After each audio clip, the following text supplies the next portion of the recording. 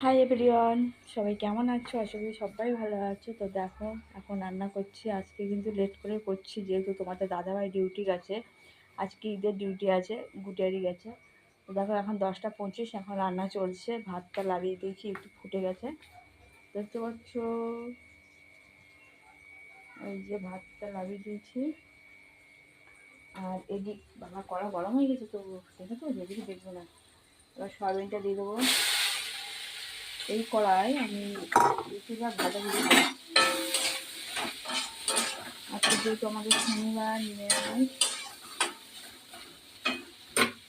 একটু আলু ভেজে নিচ্ছি। সয়াবিন কুমড়ো আলু করবো, তাই এক হাতে না দেবো তো কড়াটা উল্টে যাবে। তো এই আলু ভেজে নিচ্ছি। এই যে কুমড়ো আলু করবো, আর পটল ভাজবো, বেগুন ভাজবো, আর পাঁপড় ভাজবো। এই পাঁপড় ছোটো ছোটো ব্যাট পাঁপড় আছে, সেটা ভাজবো। তো এই হচ্ছে আজকে রেসিপি। আর প্রচণ্ড গরম লাগছে, এত বেলা রান্না করি না, যেহেতু কিন্তু তোমাদের দাদাভাই সকালে খেয়ে যায়, কিন্তু আজকে তো খেয়ে যায়নি, 6টার সময় চলে গেছে। আর এই যে আমি তাহলে কুমড়ো আলু রান্না করবো, বেগুন ভাজবো, পটল ভাজবো, পাঁপড় ভাজবো। যদি আমটা নিয়ে আসে ভালো, যদি নিয়ে আজকে যেহেতু আমরা নিরামিষ, তো ঠিক আছে। প্রচণ্ড গরম লাগছে, তেলটা ঢালবো।